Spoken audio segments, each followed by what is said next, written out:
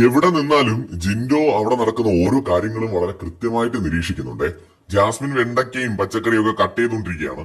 അപ്പൊ ഒരു കത്തിയും കൂടെ വേണം എന്ന് ചോദിക്കുന്നുണ്ട്. അപ്പൊ ഇതിനു മുമ്പ് അവിടെ ആരുടെത്തോ ജാസ്മിൻ ഹെൽപ്പ് ചോദിച്ചിട്ടുണ്ടായിരുന്നു ഇത് കട്ട് ചെയ്യാൻ വേണ്ടിയിട്ട്.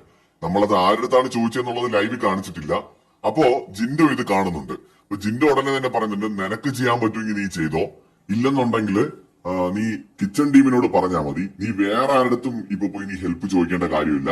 എന്നിട്ട് നിനക്ക് പിന്നെ പറയാനല്ലേ വേറെ ആരും ഇല്ലായിരുന്നു, അല്ലെങ്കിൽ കിച്ചൺ ടീമിൽ ആരും ചെയ്തില്ല എന്ന് പറയാനല്ലേ, ആ പരിപാടിയൊക്കെ നീ കൈവച്ചാൽ മതി. നിനക്ക് ചെയ്യാൻ പറ്റില്ല എന്നുണ്ടെങ്കിൽ നീ ഞങ്ങളോട് പറ, ഞങ്ങൾക്കറിയാൻ ചെയ്യാൻ. വെളിയിൽ നിന്ന് ഒരാളെ വിളിച്ച് ചെയ്യേണ്ട കാര്യമില്ല എന്ന് പറഞ്ഞു.